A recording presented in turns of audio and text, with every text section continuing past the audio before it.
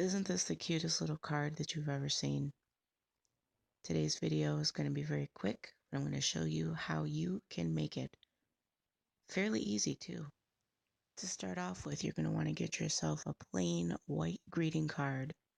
If you don't have a card, you could use white construction paper. Just cut it down to the size that you want that card to be.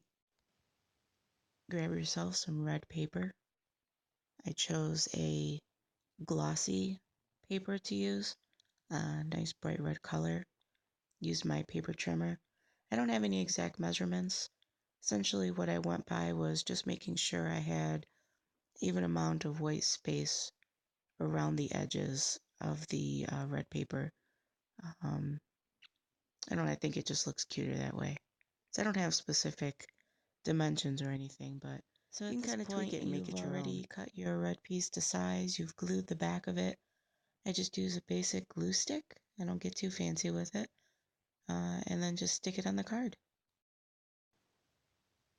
Next, I've got a glossy piece of black construction paper.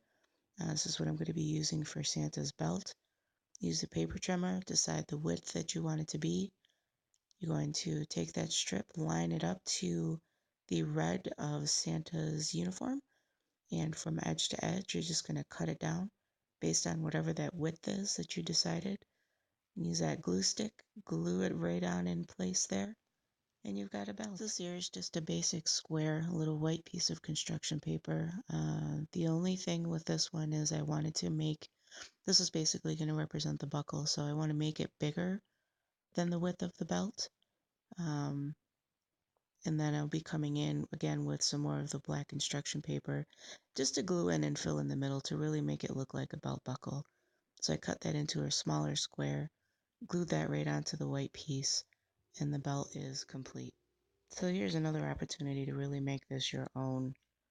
I got the idea from Pinterest, and they've actually used buttons for Santa's costume, but I decided to use these little adhesive backed silver ball things. I don't know what you call them, gems, I suppose.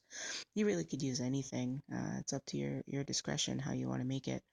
I just used my hot glue gun and put a little glue on the back of it and just stuck it right in order, and that will symbolize Santa's buttons. Essentially, the card can really be done at this point. You could leave it blank, fill it in as you wish on the inside with your personalized message.